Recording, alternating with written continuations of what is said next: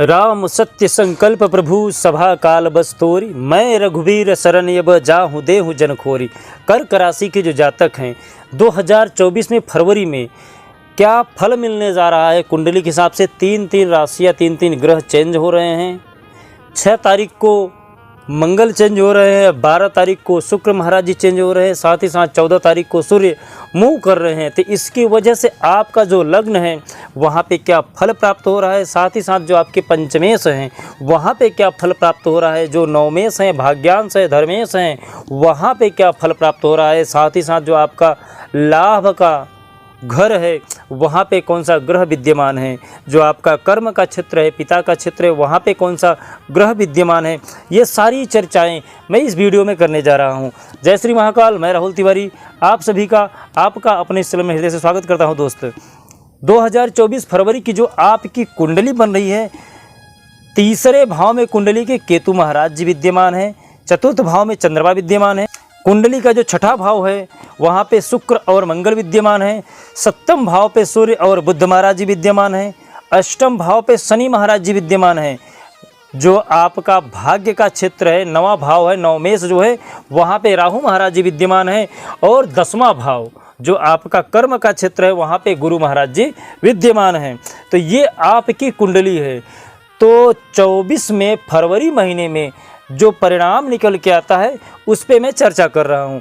केतु महाराज आपके तीसरे भाव में बैठे हैं, तो यहाँ पे आपके यदि जो भूमि विवाद है, माता का सुख है, वहाँ पे वो प्रदान करने जा रहे हैं। कारण ये है कि तीसरा भाव में केतु महाराज बैठते हैं, शनि महाराज जी बैठते हैं या राहु महाराज जी जब भी बैठते हैं तीसरा, छठवां, 11वां भाव में, तो वो आपको लाभ पहुँचाते हैं। यहाँ पे केतु महाराज जी आपको लाभ पहुँचा रहे हैं। चंद्रमा चतुर्थ भाव में बैठा है, चंद्रमा का कोई इतना लेखा जोखा नहीं किया जाता है। कारण यह है कि 2.5 दिन के बाद चंद्रमा चेंज हो जाते हैं। छठा भाव जो है वहाँ पे शुक्र और मंगल बैठे हुए हैं। शुक्र बैठने की वजह से थोड़ा सा तकलीफ आएगी, पर मंगल वहाँ पे विद्यमान है, पाप ग्रह नहीं है, इससे आपको कोई तकलीफ नहीं आएगी। बहुत ज़्यादा थोड़ा बहुत आपके मन में संशय होगा, थोड़ा सा आपका मन जो है वो इधर उधर भटकेगा, तो अपने आप को थोड़ा सा समझाइएगा, किसी से बेफिजूल में मत उलझिएगा।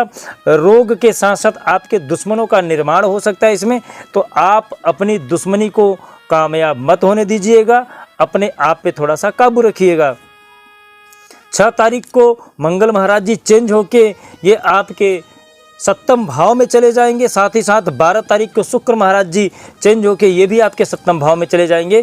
तो आप 6 तारीख तक और 12 तारीख तक थोड़ा सा अपने आप को संभाल के रखिएगा। उसके बाद शुक्र और मंगल आपको अच्छा रिजल्ट देने के लिए तैयार हो जाएंगे।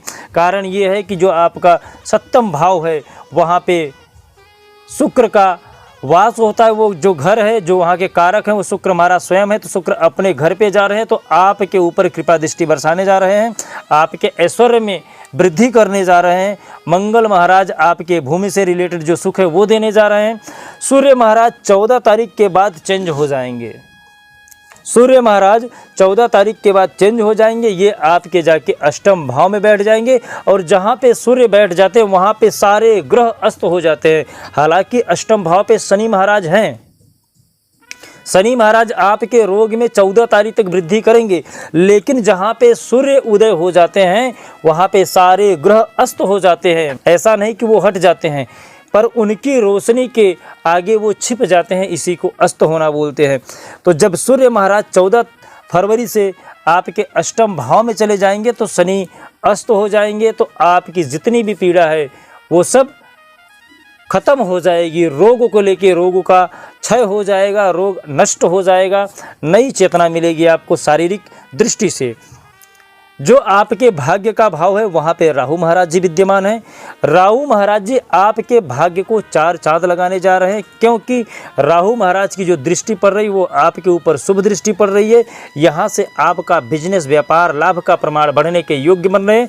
राहु यदि चाह ले तो आपको राजा बना सकता है, यदि चाह ले तो भिखारी भी बना सकता है। राहु की चाल बड़ी टेढ़ी होती है, तो राहु को उपाय जरूर कर लीजिएगा। कब ये बदल जावे कुछ कहा नहीं जा सकता है। आपका व्यय थोड़ा सा ये बढ़ाएगा, लेकिन लाभ का प्रमाण आपका जरूर ये बढ़ा देगा। कर्म के क्षेत्र में आपके गुरु महाराज जी बैठे, वहाँ के कारक भी गुरु महाराज जी हैं, तो इससे आपका जो कर्म है वो उचित डायरेक्शन में जाने वाला है, उचित कार्य करने वाले हो फरवरी महीने में आप। तो ओवरऑल जो आपकी कुंडली है वो बड़ी तंदुरुस्त दिख रही है। सिर्फ आपको शुक्र को शांत करने की ज़रूरत है। साथ ही साथ जो शनि महाराज जी हैं, ये जब सूर्य जब तक नहीं है 14 फरवरी तक, तब तक आपको शनि महाराज को शांत करने की ज़रूरत है। तो इनके लिए क्या उपाय करें? उपाय में मैं आपको बता देता हूं कि आप हर शनिवार के दिन यदि सुंदरकांड का पाठ करते हैं, हनुमान चालीसा का पाठ करते हैं, या फिर ओम सम शनिश्चराय नमः इस बीज मंत्र का आप जाप करते हैं, इससे आपके शनि महाराज शांत हो जाएंगे। साथ ही साथ आप ओम द्रांग द्रिंग द्रोंग सह शुक्राय नमः इस मंत्र का जाप कर सकते हैं, इससे आपके शुक्र भी मजबूत हो जाएंगे। या फिर आप माता रानी का कोई पाठ कर सकते हैं, इससे आपके जो शुक्र है वो भी शांत हो जाएंगे। सफ़ेद वस्तुओं का यदि आप दान करते हैं तो भी आपके शुक्र महाराज शांत हो जाएंगे। ये छोटे छोटे मैं रेमेडी बता रहा हूँ, जो आपको यथाशक्ति उचित लगे आप वो रेमेडी कर सकते हैं। ज़रूरी नहीं कि आप सब के सब जो रेमेडी मैं बताता हूँ सबका सब उपाय करिए। आप कोई एक उपाय आप कर सकते हैं, सबका रिजल्ट सेम ही आएगा। यदि आपकी और भी कोई परेशानी है तो आप हमें कमेंट में अपनी परेशानी, अपना नाम और अपनी जन्म तारीख लिखना ना भूलिएगा। यदि आपकी जन्म तारीख नहीं है तो आप अपना नाम और अपनी परेशानी लिखना मत भूलिएगा। अपने व्यक्तित्व को इतना महान बनाइए कि जो बड़े हैं वो आपसे सम्मान पा सके, जो छोटे हैं वो आपसे प्रेम कर सके, साथ ही साथ कोई भी स्त्री सहजता से आपसे बात कर सके। जय श्री महाकाल। आपका दिन शुभ हो, मंगल हो, स्वस्थ रहें, मस्त रहें।